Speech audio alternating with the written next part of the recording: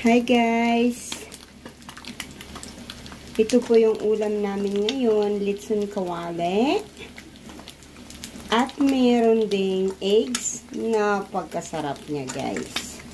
Nako, ito talaga yung tamang putok-batok guys. Kung may sakit tayo sa puso, wag na natin tong kainin. Pero okay na yung paminsan-minsan, may gamot naman. At ito naman, hindi mawawala po yung ating sabaw para naman masarap ang kainan. So, may kangkong po siya. Tapos, syempre, ayan, kunting sinigang mix lang ang nasa loob. Ayan, solved na po ang ating dinner.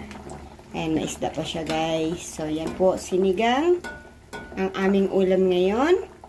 At balik tayo dito sa ating putok-batok. Siyempre, sarap, diba? So, guys, narito na naman po tayo sa ating kusina. At ang sarap ng ating hapunan ngayon. So, guys, pakita ko lang sa inyo. At kain po tayo. Ah, pinakita ko na pala. Sorry, ha. Sige, guys. Samahan nyo kami sa aming masarap na dinner.